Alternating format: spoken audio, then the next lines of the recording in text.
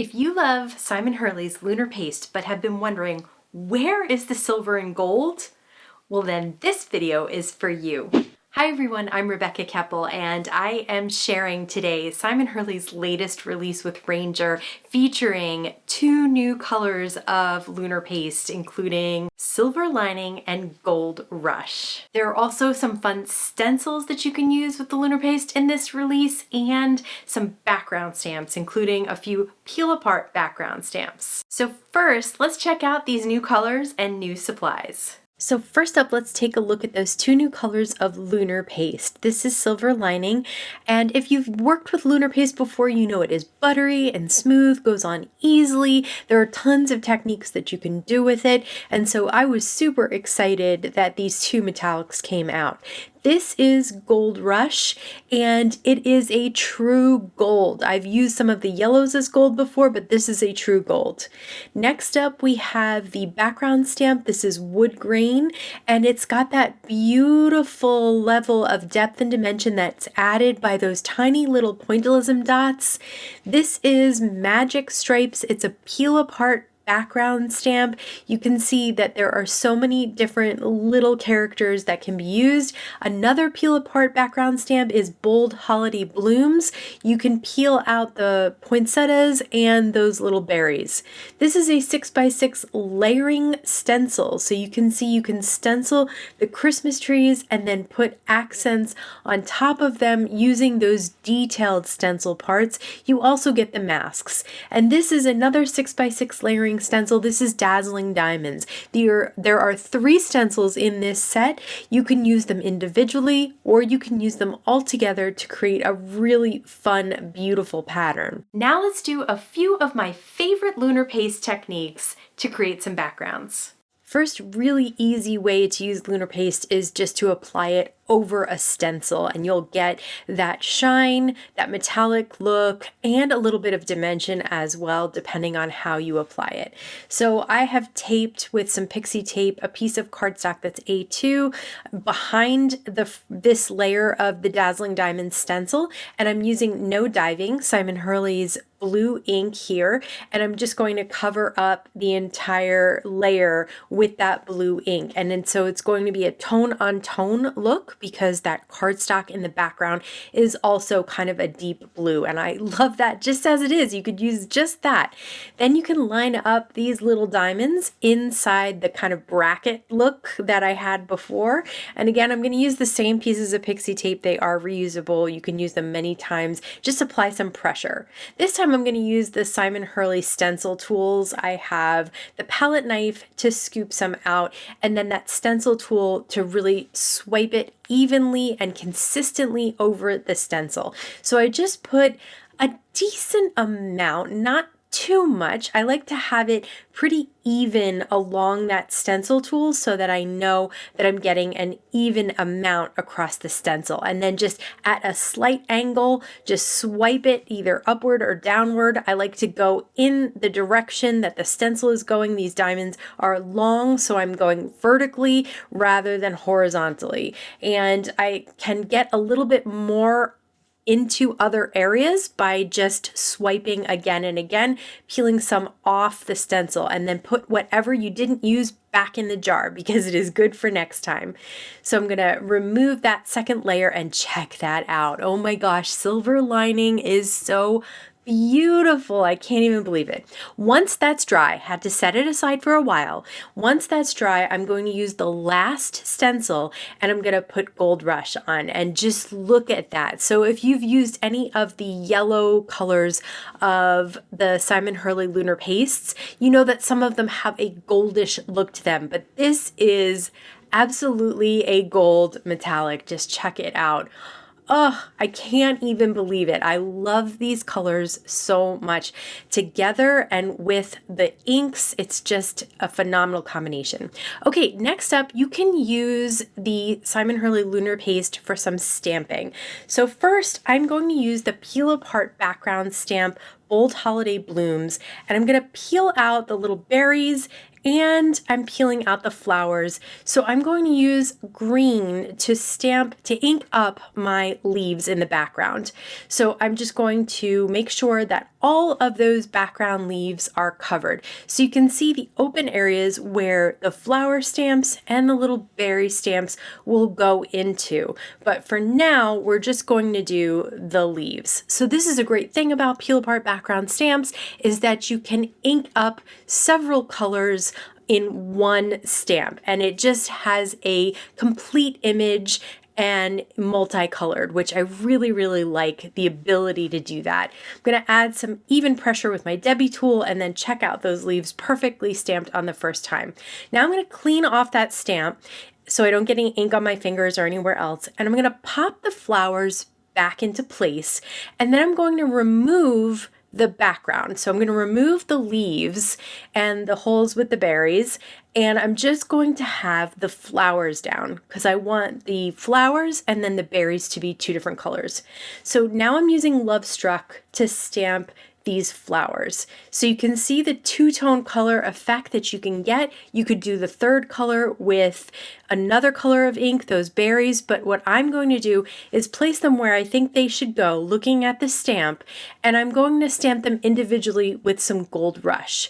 So this is something that you have to play around with to get a feel for how much you need on the stamp. Now, don't worry about your stamps because the lunar paste washes off with water. So I'm going to stamp on a scratch piece of paper just to get a feel for how much lunar paste I need. And I can't really tell you there's like a perfect amount, but you have to really just play around with it. If you do too much, it's gonna smush and slide and it's not going to look like the image. But if you do too little, it's going to not stamp the color. So really just try it out a few times. But what's nice is then you get that tiny little accent of metallic in the otherwise inked up background.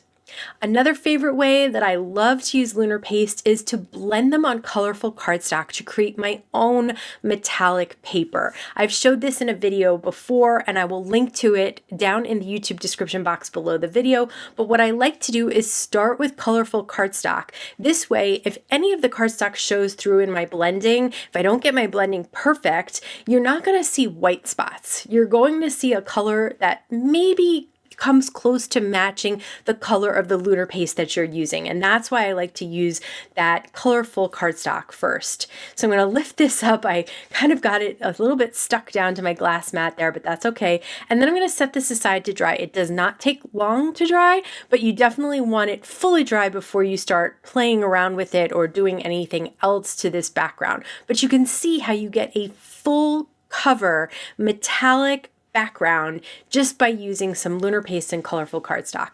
This time I'm going to start with a gray color of cardstock, and I probably could have gone a little bit lighter with my gray, but I end up just using a little bit more lunar paste than I would normally when I blend, just so that I can cover up all that gray in the background, and then all you see is that beautiful silver lining color. Absolutely love all the shine that is in lunar paste in general, but also in these special metallics. And again, I'm just going to use the palette knife to peel up my background because it did get a little stuck down from where I overlapped my blending onto the glass mat, but you can see there just how much shine you get. I'm going to put a little bit of tape runner behind that silver background, and I'm going to place it inside my original Misty. And this time I'm using the Woodgrain stamp. I'm going to really treat that panel with anti-static powder tool a lot because what I want to do is heat emboss on top of it. And you absolutely can heat emboss on top of these dried backgrounds of lunar paste, but just make sure they're 100% dry and then use a ton of anti-static powder tool. Then you're just going to make sure that you get a good impression with your Versamark ink, and then I'm going to pour some embossing powder right on top. So you can see I kind of missed a slice at the bottom. That's okay because we're going to trim it down so that I can mat it on a piece of cardstock anyway. But check out that white wood grain on the silver background. It is such a beautiful, wintry, snowy look to it. I just absolutely love it. So I'm going to do the same thing with the gold. This time I'm not going to use white. I am going to use some silver glitter embossing powder. So when this dries, it is like out of this world crazy shine, because you have the glittery shine of that embossing powder, and then you have the metallic gold in the background. I again love this, and I love that wood grain stamp. It is such a nice subtle background that you can use for lots of different cards. You can also use lunar paste as a stencil accent. So with this stencil, I am going to use the half trees. So I'm going to color each of the half trees a different color, and I'm doing my non-traditional Christmas colors this time. I'm doing the bright pink and a bright blue, and then the overzealous for the green, which is a really pretty bright green. So each of these trees, I've just put the stencil down on an A2 piece of cardstock so that I could have each half right at the bottom of the card. Now I'm going to flip the stencil over so that I can do the other half of each tree. Now I'll have to move the stencil each time for this half, but that's okay. You can easily line them up, and then check that out. That little two-tone tree is just so adorable. Okay, so now to line up that middle tree, I'm going to do some pink with the blue this time. And then last but not least, we're going to line up that last tree, and I'm using those same pieces of pixie tape over and over again to hold it in place. I mostly am holding these with my stencil since I'm having to move it so much.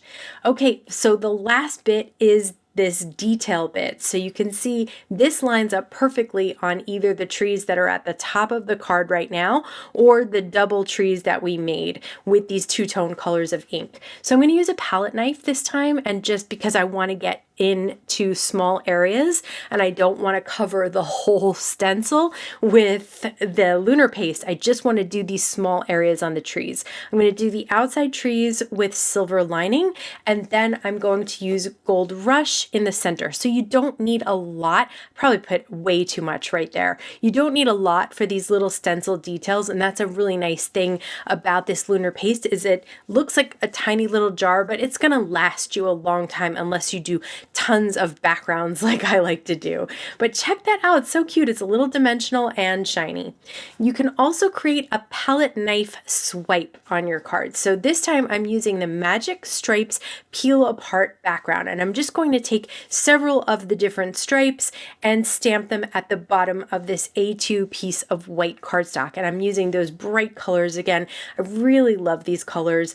This time I'm going to flip the card over and stamp again. I'm going to ink it up and stamp it again, so I get the same pattern on the top and the bottom, which makes it really easy. And then I'm going to leave the center open because that's where we're going to do our metallic paint swipe. So again, just flip it over and re-ink that stamp and stamp it again. That's the great thing about having a stamp positioner.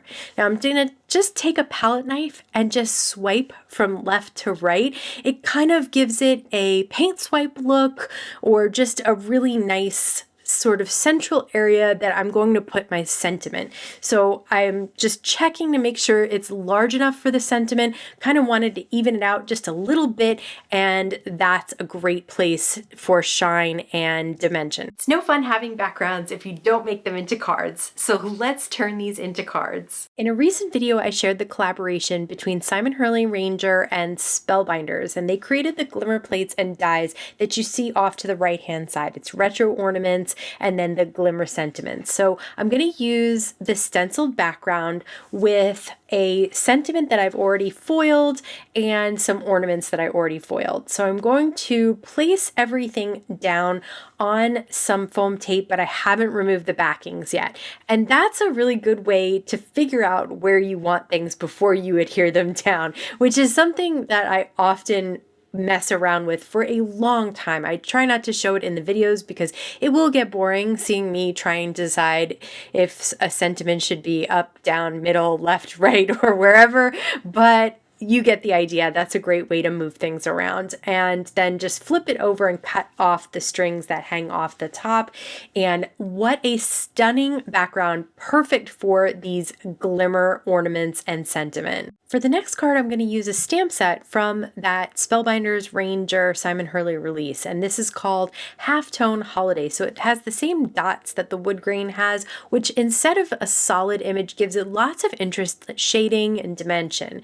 So I'm going to stamp the large poinsettia and cut it out with the matching dies, which was a really nice addition to that release. And then I'm going to cut down our panel to 4 by 5 1/4 and mat it on some red cardstock.